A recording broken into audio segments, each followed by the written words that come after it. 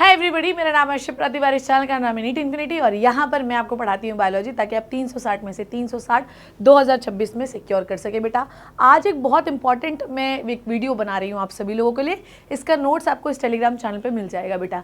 तो आज मैं 11th के वो टॉपिक्स बता रही हूँ जिससे आप 60 मार्क्स सिक्योर कर सकते हैं। वीडियो जो है करीब आधे घंटे का होने वाला है, पर आधे घंटे अगर आप कुर्सियों की पेटियाँ बांध लेंगे तो 60 मार्क्स जो है वो आपकी मुट्ठी पे हो जाएंगे। तो बिल्कुल ध्यान से देखना, कोई भी बच्चा इधर उधर नहीं करेगा। ये नोट्स आपको टेलीग्राम पे चैनल पे मिल जाएंगे, ठीक है। और आप मुझे भी मेरे टेलीग्राम चैनल पे भी ज्वाइन कर सकते हैं, that is t.me Shipra Tiwari official. इन दोनों चैनल्स पे आपको मिल जाएगा, ठीक है। तो ये आपका चैनल का टेलीग्राम है जो आपको वो करना है। अभी भी 2 दिन है, आप चाहें तो 29 रुपये में इस मॉक टेस्ट को ले सकते हैं और 4 इसमें है तो 10 मॉक टेस्ट, पर अब 2-3 दिन में आप 10 मॉक टेस्ट लगा नहीं पाओगे, तो 4-5 भी लगा लोगे तो आपका काम हो जाएगा। एक ही जगह पे सारे मिल जाएंगे, तो जाइए और उसको परचेस कर लीजिए, ठीक है। लिंक जो है वो डिस्क्रिप्शन में दी गई है। तो सबसे पहला जो टॉपिक है बेटा वो है एल्गी, ठीक है। अब मैं ये तो आपको बताऊंगी ही, पर मैं ये वाला आप लोगों के लिए लेकर आई हूं जो कि आपको समझना है, that is very very important, ठीक है। सबसे पहले हम लोग बात करते हैं Chlorophyceae. Chlorophyceae generally fresh water होते हैं। यूनिसेलुलर क्लोरोफाइसी हो सकते हैं जैसे क्लोरेला। क्लोरेला जो होता है वो नॉन मोटाइल होता है, जबकि क्लेमाइडोमोनास यूनिसेलुलर होता है और मोटाइल होता है, ठीक है बच्चे। नेक्स्ट है कॉलोनियल ग्रीन एल्गी का एग्जाम्पल है वॉलवॉक्स, ठीक है। नेक्स्ट बात करते हैं फिलामेंटस की। अगर मैं बात करूं तो यह है यूलोथ्रिक्स एंड क्लैडोफोरा। अगर मैं बात करूं कि इसकी सेल वॉल कौन सी होती है ग्रीन एल्गी की, तो सेल वॉल होती है बेटा जी सेलुलोज और पेक्टोज की बनी होती है। पिगमेंट कौन सा होता है, ए एंड बी होता है। किस फॉर्म में वो फूड को स्टोर करते हैं, स्टार्च के फॉर्म में, ठीक है। नेक्स्ट है वेजिटेटिव रिप्रोडक्शन किससे होता है, फ्रैगमेंटेशन से, मतलब कहीं से भी एल्गी कटेगा, गिरेगा और नया एल्गी बन जाएगा, ठीक है। ए सेक्शुअल रिप्रोडक्शन की अगर मैं बात करूं तो उनका ए सेक्शुअल रिप्रोडक्शन स्पोर से होता है और उनके ए सेक्शुअल रिप्रोडक्शन का नाम होता है, स्पोर का नाम है जूस्पोर। जूस्पोर जो है इसमें ये मोटाइल स्पोर होता है बच्चे, और इसमें 2 से 8 एपिकल फ्लैजिला होते हैं जो कि बिल्कुल इक्वल होते हैं, ठीक है। सेक्सुअल रिप्रोडक्शन की बात करूं तो ये तीनों टाइप से सेक्सुअल रिप्रोडक्शन कर सकते हैं, मतलब इनके गैमेट सिमिलर हो सकते हैं। आइसोगैमस, एन आइसोगैमस, एक बड़ा गैमेट एक छोटा गैमेट भी हो सकता है। और इसको मैं ऐसे याद रखाती हूँ, एन आइसोगैमस का एग्जाम्पल है अन्नी उडोतो यूडोरिना। उडो मतलब Eudorina is the example of an isogamous. Oogamous का एग्जाम्पल है जिसमें फीमेल बड़ी होती है। ऊ वॉल्वो जा रही है मतलब वॉलवॉक्स। और इवन मैं आपको अभी और दूसरा बेल्गी बताऊंगी। तो वॉलवॉक्स जो होता है बच्चे, इसमें ऊगैमस रिप्रोडक्शन पाया जाता है। वॉलवॉक्स और Fucus, Fucus is a brown algae, इसमें भी ऊगैमस रिप्रोडक्शन पाया जाता है, ठीक है। नेक्स्ट अगर एग्जाम्पल बात करूँ तो कौन कौन से बेटा जी, क्लोरेला है, वॉलवॉक्स, क्लैडोफोरा, यूडोरिना, स्पायरोगैरा, कारा, ठीक है। ये सारे इसके एग्जाम्पल हैं, ठीक है। तो ये टेबल जो मैंने आपको पूरी कंप्लीट कर दी है, मेजर पिगमेंट जो है कौन कौन से है, ओके। फ्लो ये बता दिया, ये भी बता दिया, ये बता दिया, ठीक है।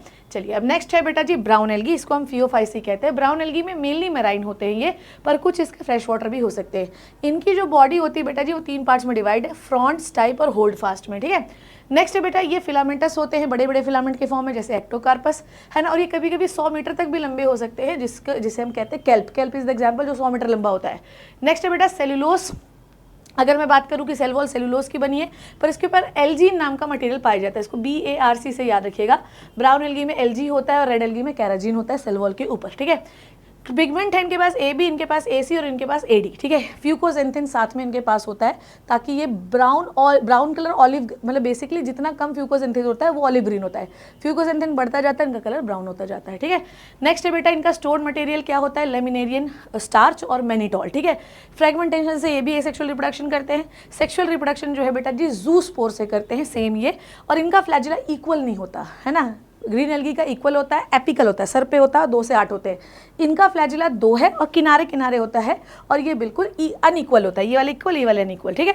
Isogamous and isogamous oogamous type का रिप्रोडक्शन ये भी करते हैं। ऊगैमस का स्पेसिफिकली एग्जाम्पल याद करना आपको, Fucus.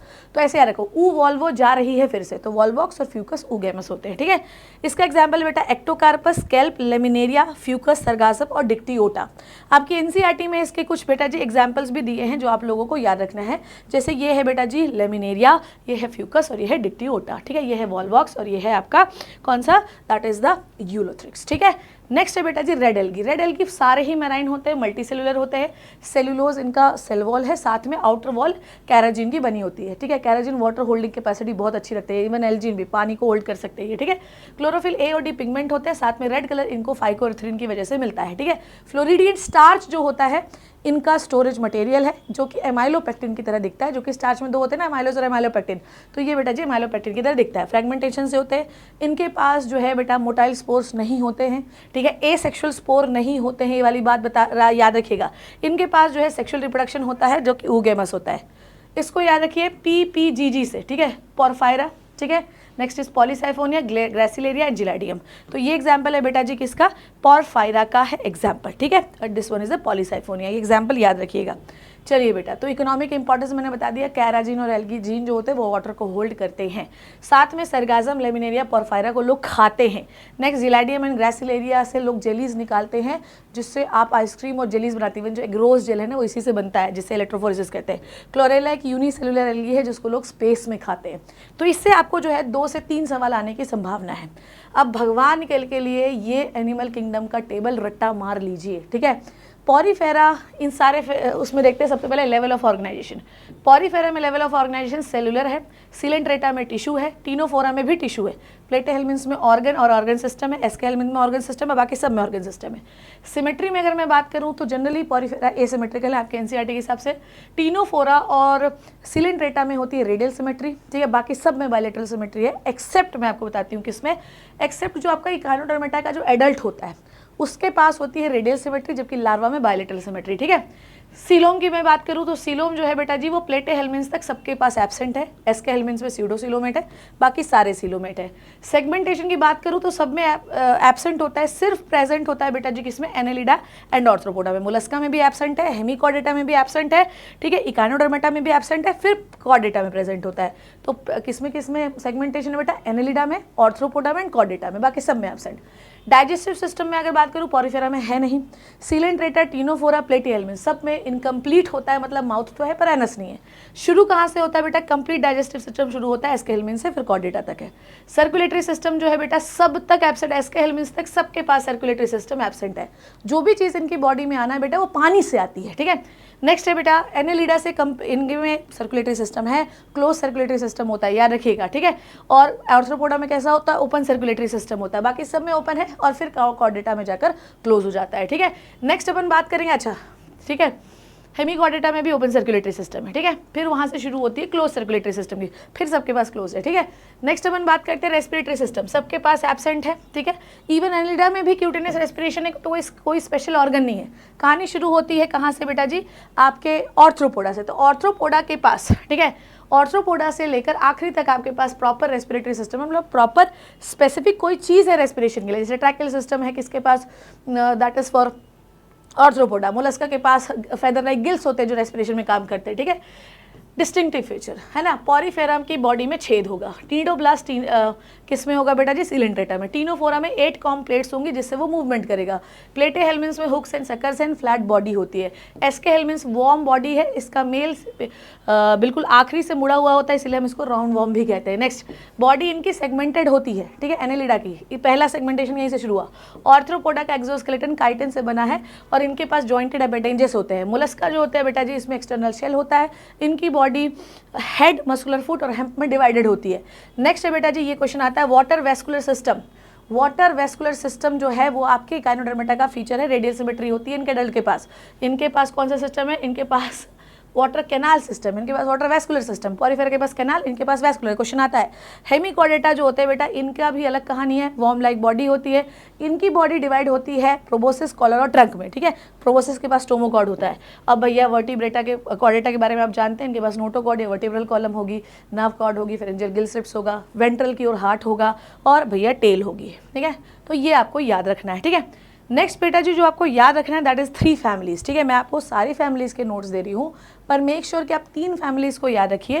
That is the Solanaceae, second one is the Brassicaceae and third one is बेटा जी आपकी फेबिसी। तो ये तीनों फैमिलीज जो हैं आपको याद होनी चाहिए विद द एग्जाम्पल, अच्छे से याद होनी चाहिए, बाकी आपकी इच्छा जो आप याद करोगे, ठीक है। मैं शुरू करती हूँ फेबिसी से, ठीक है। फेबिसी में अगर आप देखिए तो जाइगोमॉर्फिक फ्लावर है, ये भी क्वेश्चन आता है। ये क्या होते हैं बच्चों जी, मतलब मेल फीमेल जो है एक ही फ्लावर में होते हैं, ठीक है। नेक्स्ट है बेटा कैलेक्स 5 है जो कि फ्यूज होते हैं, यही भी याद रखिएगा, ठीक है। इनके पास कोरोला जो होते हैं वो 5 होते हैं और पांचों के अपने अपने नाम हैं। जैसे इसका नाम क्या होता है कोरोला का, इसका नाम है स्टैंडर्ड, याद आया, ठीक है। इनका नाम होता है विंग, इनका नाम क्या होता है विंग, और लास्ट वाले जो होते हैं इनका नाम होता है कील, जो कि फ्यूज होते हैं। तो इसको हम लोग ऐसे लिखते हैं 1, फिर 2 और फिर लास्ट का 2 जो कि फ्यूज होता है। एंड्रोशियम जो है डाइडेल्फस कंडीशन है, 9 एक ग्रुप में होता है और एक अलग होता है, तो इसे कहते हैं डाइडेल्फस कंडीशन। ये देखिए है ना, 9 एक में एक अलग। उसके बाद गाइनोशियम जो होती है वो सुपीरियर ओवरी है और सिर्फ एक ही कंपार्टमेंट, एक ही सुपीरियर ओवरी होती है। ये डायग्राम आप रट्टा मार लीजिए क्योंकि आपको आएगा क्वेश्चन, ठीक है। नेक्स्ट है बेटा जो आपको याद रखना है, जो मैं हमेशा कहती हूँ बच्चों को, बिल्कुल एग्जाम्पल इनके याद रखिएगा, सोलेनेसी फैमिली के मेंबर। सोलेनेसी का एग्जाम्पल बिल्कुल रट्टा मार लीजिए क्योंकि इसमें सबसे स्पेशल फीचर है एपीपेटलस कंडीशन। एपीपेटलस कंडीशन का मतलब ये है कि इसके जो स्टेमन होते हैं वो इनके पेटल से फ्यूज रहते हैं। इनमें हमेशा 5 का मल्टीपल होता है। इसमें जो है बेटा जी ध्यान से सुनिए, कौन सा फ्लावर है, एक्टिनोमॉर्फिक फ्लावर, याद है ना, MCB, ठीक है। Mustard, chilli and brinjal. Brinjal किसका है बताओ जल्दी से, किसका है बताओ जल्दी से, ब्रिंजल किसका है, सोलेनेसी का। मस्टर्ड किसका है, ब्रासिकेसी का। चिली भी किसका है, सोलेनेसी का।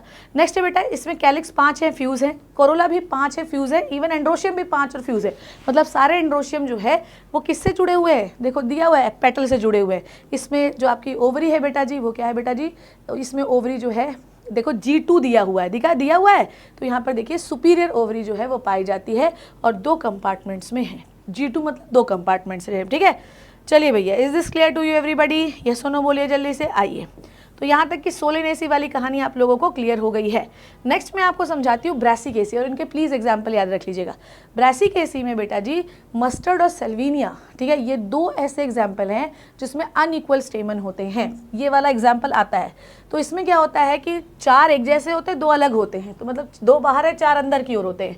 इसमें भी क्या है, सुपीरियर ओवरी है, पर ये देखिए फ्यूज है, ठीक है। क्या है बेटा जी, फ्यूज्ड है, ठीक है। नेक्स्ट है बेटा जी इसमें कैलिक्स 2+2 है, 2 ऊपर, ठीक है, 2 साइड में, ओके। नेक्स्ट है बेटा जी आपका C4 है, पेटल भी 4 हैं। क्लियर है बच्चों, ये सुनो बोलो जल्दी से, है ना। तो आपको एस्टिवेशन भी रट्टा मार लीजिए क्योंकि एस्टिवेशन से भी सवाल आता है। बाकी सारी फैमिलीज की डिटेल लगी है जो आप देख सकते हो, ठीक है। नेक्स्ट आ जाइए वैस्कुलर टिश्यू सिस्टम। देखिए भैया आपके पास वैस्कुलर टिश्यू लर्न करना सिखाती हूँ। ब्रासिकेसी, सोलेनेसी, फेबेसी, इनकी हर एक चीज़ आप लोग याद कर लीजिए विद एग्जाम्पल। इवन एस्टिवेशन से लेके प्लेसेंटेशन से लेके आपको सब कुछ आना चाहिए। बताइए आपके मटर में कौन सा प्लेसेंटेशन होता है, बताओ जल्दी से, बोलो बोलो बोलो, कौन सा प्लेसेंटेशन है, हाँ, मार्जिनल प्लेसेंटेशन होता है। तो आपको हर एक चीज़ जो है ना वो बिल्कुल आनी चाहिए है। नेक्स्ट है वैस्कुलर बंडल। अब समझिए, जो रूट होता है उसमें रेडियल वैस्कुलर बंडल होते हैं। रेडियल मतलब जाइलम अलग और फ्लोएम अलग।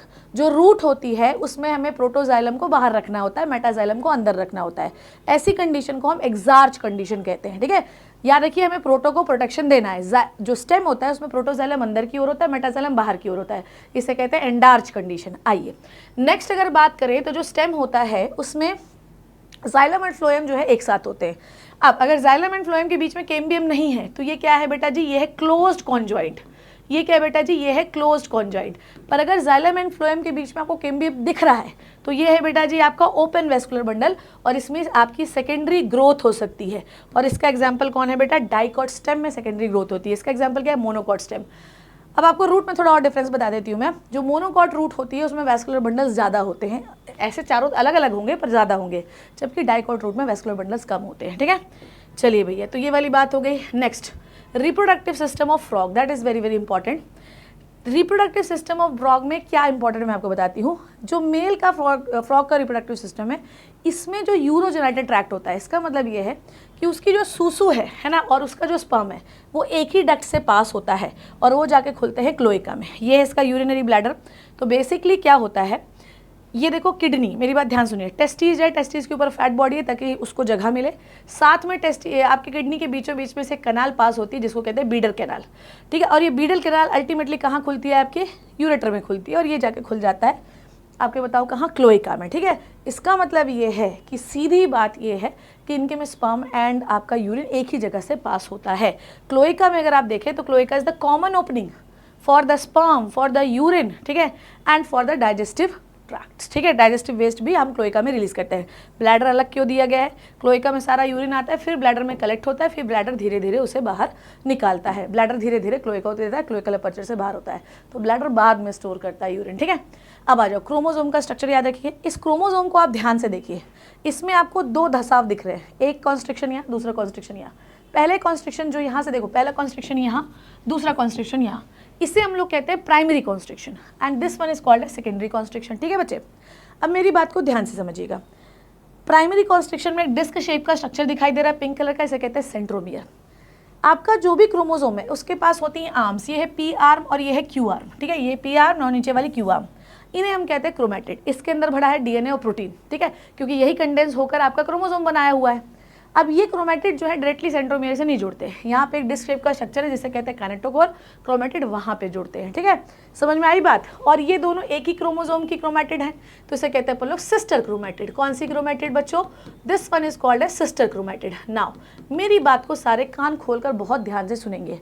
Number of centromere equals to number of chromosome, जितने नंबर ऑफ सेंट्रोमियर उतने नंबर ऑफ क्रोमोसोम से। एक सेंट्रोमियर देख रहे हैं, एक क्रोमोसोम। सेकेंडरी कॉन्स्ट्रिक्शन के ऊपर सैटेलाइट डीएनए होता है, ये एक मार्कर डीएनए होता है, यहाँ से हम क्रोमोसोम्स के डिफ्रेंशिएट कर पाते हैं। जैसे हम कैसे जानते हैं बेटा कि हमारा ये मेल है फीमेल, जो वाई होता है उसका मार्कर सैटेलाइट डीएनए देखकर हम ये पता लगाते हैं कि बेटा जी ये मेल है, ये सेक्स जो है, ये बच्चा जो पल रहा है ये मेल है। तो ये सैटेलाइट क्रोमोसोम, वाई क्रोमोसोम जो है, ये सैटेलाइट डीएनए या सैटेलाइट सेकेंडरी कॉन्स्ट्रिक्शन में जो सैटेलाइट डीएनए है, ये पता लगाने के लिए होता है कि क्या डिफरेंस है दो क्रोमोसोम्स में, ठीक है। और जेनेटिक इंजीनियरिंग में इसका बहुत बड़ा रोल है। नेक्स्ट मैं आपको बताती हूँ एमसैट वल्जी, है ना, एमसैट वल्जी।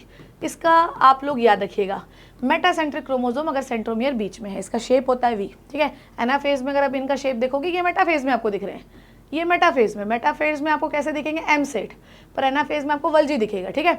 नेक्स्ट बेटा सब मेटासेंट्रिक में सेंट्रोमियर थोड़ा और ऊपर चला गया, ठीक है। एक्रोसेंट्रिक में आपका सेंट्रोमियर और ऊपर चला गया और टीलोसेंट्रिक में बिल्कुल ही टर्मिनल हो गया। तो ये भी आपको पूछा जाता है कि एमसैट वल्जी, ये एनाफेज में आपको ये शेप के दिखाई देते हैं, टीलोसेंट्रिक आपको बिल्कुल आई शेप का दिखाई देने लगेगा, ठीक है। अब आ जाइए बेटा, दैट इज द आपका क्लासिफिकेशन, ठीक है। इसको याद रखना ओटी हिल से। सबसे पहला एंजाइम की कैटेगरी होती है, 6 क्लासेस है और किसी भी एंजाइम की 6 क्लासेस है, ये याद रखिएगा। और बेटा जी कितनी सब क्लासेस है, 4 से 13, इसको याद रखना है ओटी हिल से, ठीक है। ऑक्सीडो रिडक्टेज, इसमें क्या हो रहा है कि अगर किसी चीज़ को रिड्यूस हो रहा है तो दूसरा ऑक्सीडाइज ही होगा। देखिए भैया, अगर ये रिड्यूस हुआ तो ये ऑक्सीडाइज हो गया, ये ऑक्सीडाइज हुआ तो ये रिड्यूस हो गया, इसे कहते हैं ऑक्सीडेशन रिडक्शन रिएक्शन, इसी को रेडॉक्स रिएक्शन भी कहते हैं। ट्रांसफरेजेस, जिसमें ग्रुप ट्रांसफर हो जाता है, ठीक है, ये क्वेश्चन आ चुका है। यहाँ पर देखो ग्रुप जो था, ये वाला ग्रुप इसके साथ लग गया। हाइड्रोलाइजेस, हाइड्रोलाइजेस का मतलब ये होता है कि भैया आपने पानी पिला पिला के तोड़ा, ठीक है, मतलब ये है कि पानी रिलीज होगा, जैसे कि पेप्टाइड, ग्लाइकोसिडिक, एस्टर, है ना, ईथर बॉन्ड्स जो होते हैं, ester, ether, peptide, glycosidic, halide bond, PN bond, ठीक है। ये सारे बॉन्ड्स के नाम रट्टा मार लीजिए कि कौन कौन से बॉन्ड जो है हाइड्रोलाइसिस से टूटते हैं। नेक्स्ट है बेटा आइसोमेरेजेस। आइसोमेरेजेस क्या होते हैं, जो कि कन्वर्ट कर देते हैं, जैसे ग्लूकोज को fructose banana, this is isomerase, isomers, ठीक है। ये कैसे होते हैं बेटा जी, कन्वर्जन कर सकते हैं, किसी भी प्रकार का आइसोमर बना सकते हैं। लाइगेजेस, जब आप दो चीज़ों को जोड़ते हैं तो लाइगेज का इस्तेमाल होता है। लाइगेजेस ये बॉन्ड को तोड़ते हैं, पर याद रखिएगा इससे पानी का यूज़ नहीं है, पानी इससे बाहर नहीं निकलता। लाइगेजेस और आपके हाइड्रोलाइजेस में यही फ़र्क होता है ना। किसी भी एंजाइम के 2 पार्ट हैं बेटा जी, है ना, एक होता है एक कॉम्प्लेक्स और होलो एंजाइम जिसमें 2 पार्ट हैं, protein part and non protein part, ठीक है। एक ऐसा होता है एंजाइम जिसमें सिर्फ प्रोटीन पार्ट होता है, ठीक है। अब कॉम्प्लेक्स एंजाइम जिसे हम होलो एंजाइम कहते हैं, जिसमें प्रोटीन और नॉन प्रोटीन पार्ट होता है। अभी जो प्रोटीन पार्ट है इसका नाम होता है एपो एंजाइम, और जो नॉन प्रोटीन पार्ट होता है उसका नाम होता है कोफैक्टर। अब कोफैक्टर 2 टाइप के होते हैं, एक होता है प्रोस्थेटिक ग्रुप और दूसरा होता है कोएंजाइम। प्रोस्थेटिक ग्रुप जो होते हैं बेटा जी, ये आपके एपो एंजाइम से बहुत टाइटली जय वीडियो वाली जोड़ी है, हम तुझे छोड़ेंगे नहीं। और अगर प्रोस्थेटिक ग्रुप हट गया तो एंजाइम एक्टिविटी खराब हो जाती है। जबकि कोएंजाइम जो होते हैं बेटा, ये वाले एपो एंजाइम से बहुत ही लूजली बाइंड होते हैं और हटा देने पर एक्टिविटी खराब नहीं होगी। और इनके एग्जाम्पल भी रट्टे आपको मारने हैं, ठीक है, ये एग्जाम में आता है, मैं पहले ही बता दे रही हूँ। इनके एग्जाम्पल आप याद कर लीजिए। एग्जाम्पल ये लड़की ने नहीं लगाए हैं, पर आपको एग्जाम्पल्स याद करने हैं कि प्रोस्थेटिक ग्रुप का एग्जाम्पल क्या है, कोफैक्टर का एग्जाम्पल क्या है, प्लीज़ याद कर लेना क्योंकि ये क्वेश्चन आएगा, ठीक है। चल भैया, let's move to the Calvin cycle, ठीक है। अब आ जाए केल्विन साइकिल के बारे में हम लोग बात करते हैं, ठीक है। केल्विन साइकिल जो होती है ना, इसे हम ब्लैकमैन रिएक्शंस भी कह सकते हैं, डार्क रिएक्शन भी कह सकते हैं। कहाँ होती है केल्विन साइकिल? स्ट्रोमा में होती है। 3 स्टेप है, कार्बोक्सिलेशन, रिडक्शन और रीजनरेशन। इसमें क्या है, प्राइमरी एक्सेप्टर ऑफ CO2 कौन है बेटा? RUBP, ribulose bisphosphate. CO2 जो है उसको फिक्स करने वाला एंजाइम कौन है? रुबिस्को, बायोस्फीयर का मोस्ट अबंडेंट एंजाइम, ठीक है। First table product Calvin cycle का कौन सा है? Three phosphoglyceric acid. ये table very very important, very very important, ठीक है। नेक्स्ट एंड प्रोडक्ट क्या है बेटा जी? That is a triose phosphate, glyceraldehyde three phosphate भी हम लोग ट्रायोस फॉस्फेट को कहते हैं, ठीक है। कितने साइकिल चलते हैं केल्विन साइकिल में? 6 साइकिल चलेंगे तब एक ग्लूकोज मॉलिक्यूल बनेगा, क्योंकि हर साइकिल में सिर्फ एक ही CO2 फिक्स होता है। नेक्स्ट है बेटा केल्विन ने, हम ये जो केल्विन साइकिल है किसमें ढूंढा था? रेडियो आइसोटोप C14 यूज किया था और एल्गी में ये C4 साइकिल जो है परफॉर्म किया था, डिस्कवर किया था, ठीक है। चलिए अब ये कहानी ध्यान से सुनेंगे सारे बच्चे। आई डोंट नो, मुझे तो ये विजिबल ही नहीं हो रहा है, पर ये साइकिल आपको याद रखना है, ठीक है। तो रिबुलोज 1,5 बिसफॉस्फेट में CO2 आया, ठीक है। क्या आया बच्चे? CO2 आया और सबसे पहला स्टेप हुआ कार्बोक्सिलेशन, इससे बना 3-फॉस्फोग्लिसरॉल्डिहाइड, 2 मॉलिक्यूल ऑफ 3-फॉस्फोग्लिसरॉल्डिहाइड। अब क्या होगा बेटा जी? नेक्स्ट स्टेप जो है रिडक्शन होगा, जिसमें एक ATP खर्च होगी और एक NADPH खर्च होगा। इससे बनेंगे देखो ग्लिसरॉल्डिहाइड 3-फॉस्फेट है, बस कन्वर्जन हुआ है, सेम ही चीज़ है। ध्यान से सुनो, यहाँ पे 2 मॉलिक्यूल ऑफ ग्लिसरॉल्डिहाइड 3-फॉस्फोग्लिसरॉल्डिहाइड बने। फिर उसके बाद जब हमने रिडक्शन किया तो बेटा जी 2 मॉलिक्यूल ऑफ ट्रायोस फॉस्फेट बन गए, ठीक है। अब सारे बच्चे मेरी बात ध्यान से सुनिएगा, ठीक है। जब हमने रीजनरेट किया, यहाँ पे 6 कार्बन है, जब हमने रीजनरेट किया, रीजनरेशन किया, यहाँ पर भी हमारी एक ATP खर्च हो गई और फिर से 5 कार्बन वाला मॉलिक्यूल बन गया। अब 6 कार्बन से 5 कार्बन वाला मॉलिक्यूल बना तो एक CO2 कहाँ गया? ये। इस रिएक्शन को जब आप 6 बार चलाएंगे तो यहाँ पर 6 CO2 आ जाएंगे और 6 CO2 से बेटा 1 ग्लूकोज बनेगा। आप देखो कि यहाँ पर एक साइकिल में कितनी ATP खर्च हो रही है बेटा जी? बताओ जल्दी से, बोलो बोलो बोलो। 6 साइकिल में बेटा जी हमारी मैम 3 ATP, एक साइकिल में बेटा जी 3 ATP खर्च हो रही हैं। तो 6 बार चलाने पे कितनी ATP खर्च होंगी? 18। कितने NADPH बन रहे हैं बेटा जी? 2। देखो यहाँ पे 1 लिखा है पर इंटू 2 करना, क्योंकि 2 मॉलिक्यूल फॉस्फोग्लिसरॉल्डिहाइड है। अब एक साइकिल को चलाने के लिए 3 ATP की जरूरत है, तो 6 बार चलाने के लिए 18 ATP चाहिए। एक साइकिल को चलाने के लिए आपका जो है 1 NADPH यूज़ हो रहा है, तो 6 बार चलाने के लिए 12 NADPH यूज़ होगा। ये याद रखना है आप लोग को। अब ये केल्विन साइकिल जो है बेटा जी, ये C3 और C4 दोनों पाथवे में चलता है। और अब मैं आपको बताती हूँ कि C4 पाथवे क्या है, ठीक है। C4 पाथवे में हम, ये C4 पाथवे किस में होता है? देखिए ये जो रुबिस्को एंजाइम है ना, ये बहुत ही पोटेंशियल एंजाइम है। ये जो साइकिल आपने पढ़ा, ये C3 साइकिल है। फर्स्ट टेबल प्रोडक्ट कौन है? Three phosphoglyceric acid. अब मैं तुम्हें सिखाती हूँ कि केल्विन साइकिल तो C4 में भी चलेगा, पर C4 और ये जो रुबिस्को होता है ना बेटा, ये बहुत ही ऑक्सीजन सेंसिटिव एंजाइम है। मतलब ये CO2 से भी बाइंड हो सकता है, अगर ऑक्सीजन का कॉन्सेंट्रेशन ज़्यादा हुआ तो ऑक्सीजन से भी बाइंड हो जाता है। और अगर ये ऑक्सीजन से बाइंड हुआ, तो एक एक्स्ट्रा ATP को यूज़ कर लेता है, साथ में जो CO2 को उसे एब्जॉर्ब करना चाहिए वो CO2 को बाहर निकलने लगता है, तो फोटो रेस्पिरेशन हो जाती है। तो जो पहला साइकिल है C3 साइकिल, केल्विन साइकिल इस C3 प्लांट में अगर हो रहा है तो वहाँ पर फोटो रेस्पिरेशन होने के चांसेस है अगर टेम्परेचर ज़्यादा हो जाए। C4 प्लांट में ऐसा नहीं होता है, ठीक है। C4 प्लांट जो होता है कभी फोटो रेस्पिरेशन नहीं शो करते, क्यों? क्योंकि ये अपने रुबिस्को को प्रोटेक्ट कर लेते हैं। एडवर्स कंडीशन में क्या होता है? स्टोमेटा बंद हो जाता है। अगर मान ले स्टोमेटा बंद हो गया तो जिस पत्ती को ऑक्सीजन को बाहर निकालना, वही पत्ती ऑक्सीजन को ट्रैप कर लेगी। अब ऑक्सीजन जाके रुबिस्को से बाइंड हो जाएगा, रुबिस्को बोलेगा कि अब तो भैया मैं CO2 फिक्स ही नहीं कर रहा, बहुत स्लो करेगा, ठीक है। तो ऐसी कंडीशन में जो C4 प्लांट है, जो एरिड ह्यूमिड बहुत गर्म कंडीशन में रहते हैं, इन लोगों ने अपने लीफ के अंदर कुछ अरेंजमेंट बना रखे हैं। इसमें 2 सेल्स होती हैं, एक है मीजोफिल सेल और एक है बंडल शीथ सेल। अब मेरी बात को ध्यान समझिएगा। बंडल शीथ सेल में क्या होता है कि ये वैस्कुलर बंडल है, इसके चारों तरफ बंडल शीथ सेल जो है वो पाई जाती हैं। ये नॉर्मल मीजोफिल सेल्स है और ये हो गई बंडल शीथ सेल, और यहाँ पर वो अपने रुबिस्को को बचाकर छुपा कर रखती हैं। अब मैं समझाती हूँ, इसे कहते हैं क्रांज एनाटॉमी। रिथ, ऐसा लगता है किसी को हम श्रद्धांजलि देने जा रहे हैं, ठीक है। क्रांज एनाटॉमी इसे कहते हैं। अब सुनो, ये है बेटा मीजोफिल सेल और ये है बंडल शीथ सेल, दोनों को हम प्लाज्मोडेस्माटा से कनेक्ट करते हैं, ठीक है। अब सुनिए, अब मीजोफिल सेल में CO2 आया, ठीक है, CO2 आया, इसको हमने 3 कार्बन कंपाउंड से जोड़ रखा है, जिसे हम, अच्छा एक और चीज़ बता दूं कि जो बंडल शीथ सेल होती है ना, ये इम्परमिएबल होती हैं गैसेस के लिए, गैसेस नहीं पास कर सकते इसे, ठीक है। तो हमने CO2 को फॉस्फोइनॉल पायरुवेट जो कि 3 कार्बन कंपाउंड है, इससे जोड़ दिया, जिससे 4 कार्बन कंपाउंड बना, जिसे कहते हैं ऑक्जेलो acetic acid. It is the first stable product of the C4 cycle, जो कि 4 कार्बन का, इसीलिए इसका नाम C4 है। अब ये ऑक्जेलो एसिटिक कन्वर्ट हो जाएगा मैलिक एसिड में, ठीक है, मैलिक एसिड में, और यहाँ पे NADPH कन्वर्ट होगा बेटा जी NADP+ में, ठीक है। अब ये मैलिक एसिड जो है अब देखो हम गैस नहीं भेज सकते पर हम केमिकल तो भेज सकते हैं। अब ये केमिकल जो है ये पहुँचेगा आपका कहाँ पर? ये पहुंचेगा आपके बंडल शीथ सेल में। बंडल शीथ सेल में मैलिक एसिड को हम पायरुविक एसिड में कन्वर्ट करेंगे। अब मुझे बताओ, malic acid 4 carbon, pyruvic acid 3 carbon, तो 1 कार्बन कहाँ गया? 1 कार्बन चला गया, निकल गया और ये घुस गया केल्विन साइकिल में। ठीक है, तो इन्हें हमने बंडल शीथ सेल में रूबिस्को को प्रोटेक्ट करके रखा है। क्या करके रखा है? प्रोटेक्ट करके रखा है। समझ में आई बात? तो अगर आप देखो ध्यान से तो NADPH का ऑक्सीडेशन करके NADP बनाया। ठीक है, अगर ये ऑक्सीडाइज हो रहा है तो ओ रिड्यूस हो रहा होगा, तो ऑक्जेलोएसिटिक एसिड रिड्यूस हुआ मैलिक एसिड में, मैलिक एसिड अंदर आया, बंडल शीट में कन्वर्ट हुआ पायरुविक एसिड में, एक CO2 निकला जो केल्विन में घुस गया। अब ये पायरुविक एसिड को हम वापस से भेज देंगे प्लाज्मोडेस्माटा से मेसोफिल सेल में, और वो वापस से रिकवर होकर फॉस्फोइनॉल पायरुवेट बना लेगी। ठीक है, और यहाँ पर भी हमें 2 ATP का खर्चा करना पड़ता है। ये NADPH जिसका आप ऑक्सीडेशन कर रहे हो, ये कहाँ से आया है? लाइट रिएक्शन से आ रहा है। समझ में आई बात? यस और नो बोले जल्दी से। So that is a very phenomenal thing जो कि C4 प्लांट में पाई जाती है। ठीक है, ध्यान से समझिएगा। बंडल शीथ सेल जो है गैस नहीं जा सकते हैं, इसमें थिक वॉल होती है बेटा जी। O2 इसमें प्रोड्यूस, बेसिकली O2 वाली कहानी इसमें नहीं होती है। ठीक है, आइए नेक्स्ट अपन बात करते हैं, that is very very important, और ये क्वेश्चन आता भी है बेटा। ठीक है, अब आ जाइए, है ना। C4 प्लांट में कितने डिग्री पे आप CO2 फिक्स कर सकते हो? 35 से 40 degree. Maize, sorghum, sugar cane is the example. Total expense C3 cycle में 3 ATP और 2 NADPH खर्च हुए थे। 3 ATP और 2 NADPH खर्च हुए थे, जबकि एक साइकिल में, जबकि यहाँ पर बेटा रीजनरेशन के दौरान 2 ATP हमें और खर्च करने होते हैं। ठीक है, सिर्फ यही फर्क होता है, बाकी सब कुछ सेम है। ठीक है, तो 2 ATP आपको एडिशनल खर्च करने होते हैं, मतलब हर साइकिल C4 में 5 ATP खर्च होते हैं और 2 NADPH खर्च होते हैं।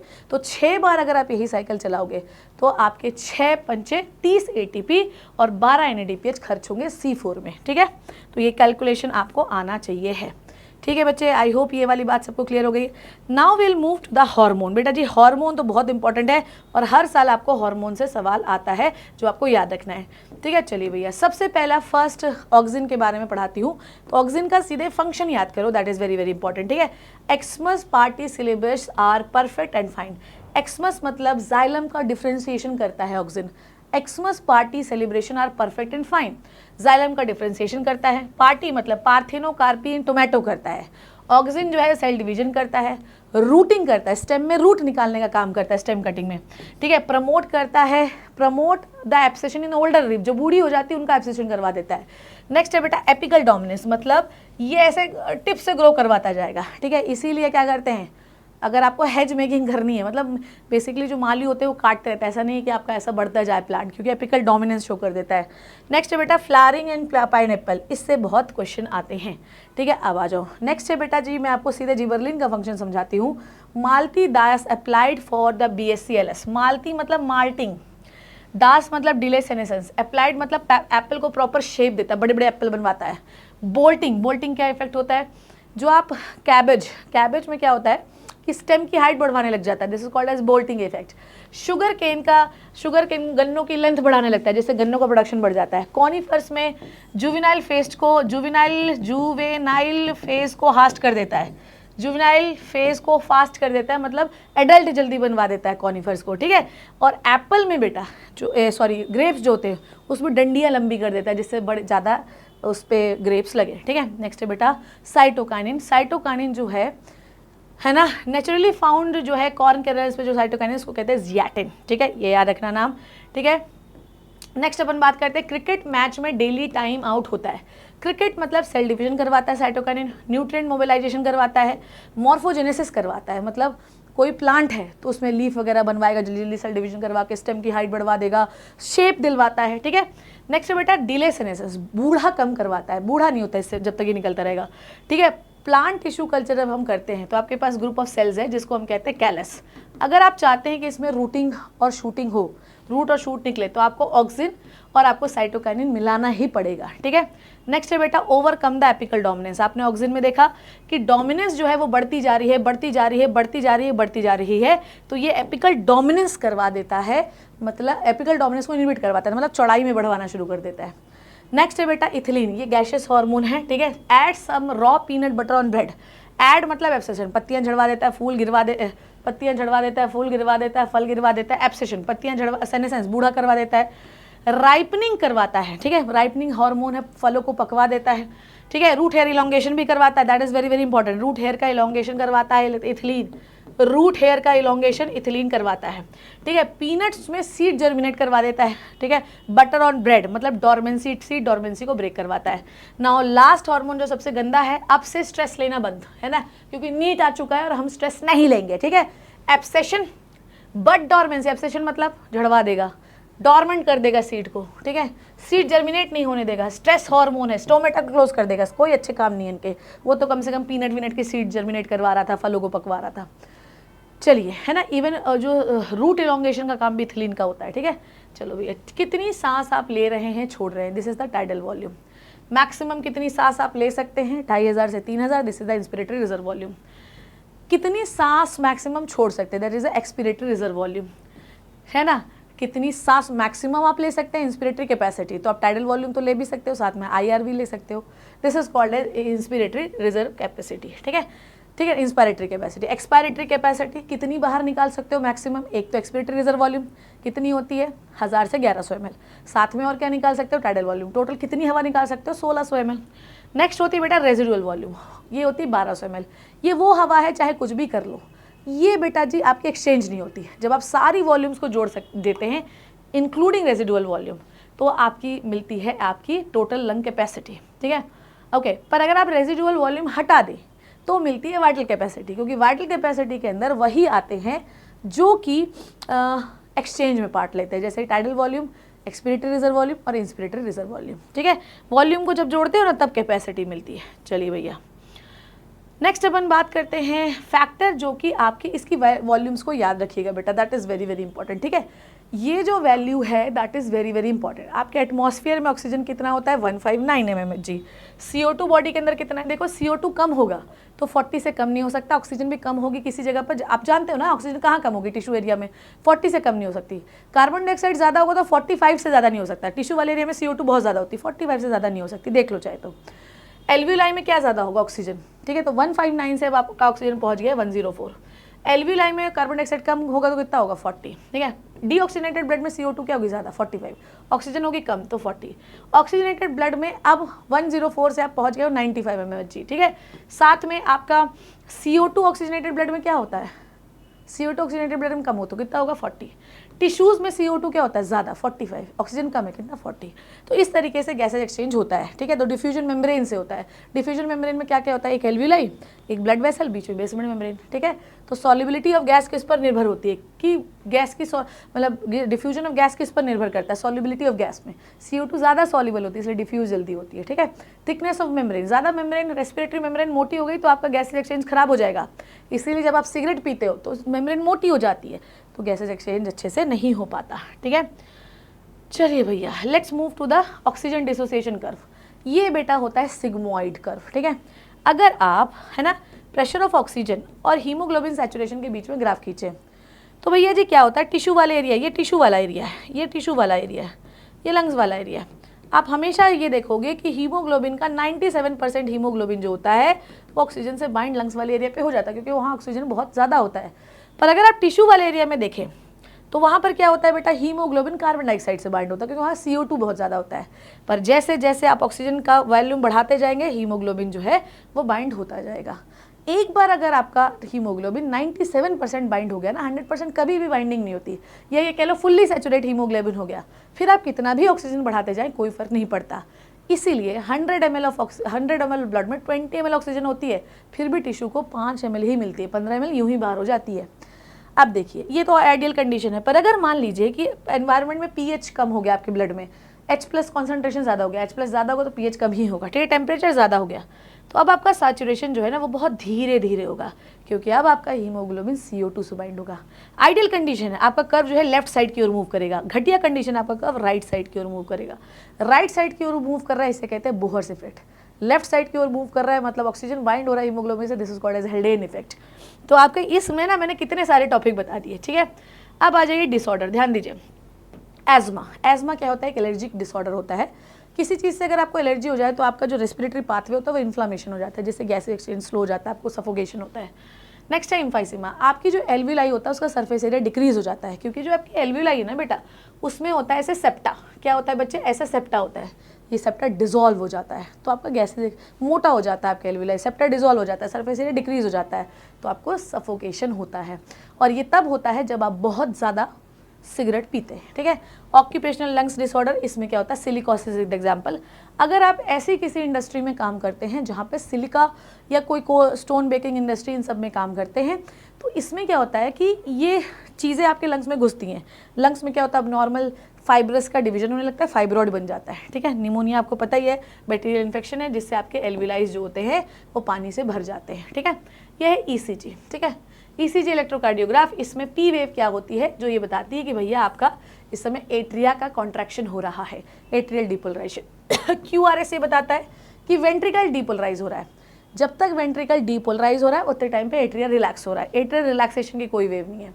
टी वेव ये बताती है कि वेंट्रिकल जो है वो रिलैक्स हो रहा है, ठीक है। समझ में आई बात। End of the T wave marks the end of the systole. T wave का खत्म होना मतलब आपका वेंट्रिकल जो है वो कॉन्ट्रैक्शन खत्म हो गया, रिलैक्स हो गया वेंट्रिकल, ठीक है। नेक्स्ट है बेटा रिडक्शन, अगर टी वेव में हो गया, मान लो reduction in the T wave, मतलब आपको कोई बीमारी है, आपके हार्ट वॉल को अच्छे से नहीं पहुंच रहा है क्या, ऑक्सीजन, इसे कहते हैं कार्डियक इस्चीमिया, ठीक है। ईसीजी जो होता है ये इलेक्ट्रिकल एक्टिविटी बताता है, इसमें 3 लीड्स लगानी होती है, दोनों रिस्ट पे और लेफ्ट एंकल पे, ठीक है। अगर मान लीजिए आपका ईसीजी फ्लैट हो जाए, इसका मतलब ये है कि आपको किसी भी प्रकार की कोई एक्टिविटी जो है वो नज़र नहीं आ रही है, ठीक है बच्चे। ये वाली बात सबको क्लियर हो गई।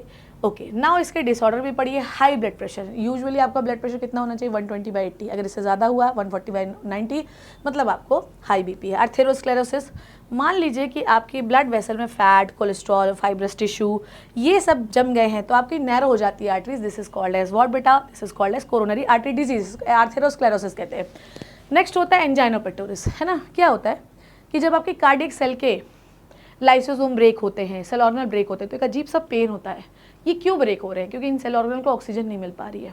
इसे कहते हैं एक्यूट चेस्ट पेन, जो कि मिडिल एज लोगों को बहुत ज़्यादा होता है, this is called as angina pectoris.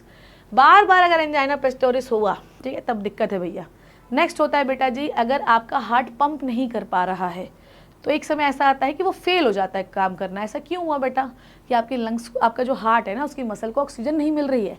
इसे हम कंजेस्टिव हार्ट फेलियर भी कहते हैं। क्यों कहते हैं, जो लोग बहुत सिगरेट पीते हैं उनका लंग्स ब्लॉक हो जाता है, और अगर लंग्स ब्लॉक हो गया तो उनका जो हार्ट होता है ना वो सही से काम नहीं कर पाता और फेल हो जाता है, ठीक है। कार्डियक अरेस्ट, ठीक है, बंद ही हो गया, अब काम ही नहीं कर, कार्डियक अरेस्ट मतलब मौत हो गई, खत्म, स्टॉप बीटिंग। कार्डियक अरेस्ट क्या होता है, इसे कहते हैं मायोकार्डियल इन्फेक्शन। इसमें क्या होती है कि जो हार्ट मसल होती है वो सडनली डैमेज हो जाती हैं, ठीक है, क्योंकि उनमें इनएडिक्वेट ब्लड सप्लाई नहीं जा रही है, इसलिए, ठीक है। Leads to the cardiac arrest, थोड़े समय तक अगर बहुत रहा तो इससे कार्डियक अरेस्ट हो जाएगा, ठीक है। तो ये हैं आपके वो टॉपिक जो आपको 40 से 50 नंबर दिला सकते हैं। इनकी पीडीएफ मैं आपको t.me शिप्रा तिवारी ऑफिशियल और t.me नीट इन्फिनिटी लाइव पे दूंगी। मेक श्योर कि पीडीएफ जरूर ले लीजिएगा। थैंक यू सो मच बच्चे, love you, take care, bye bye.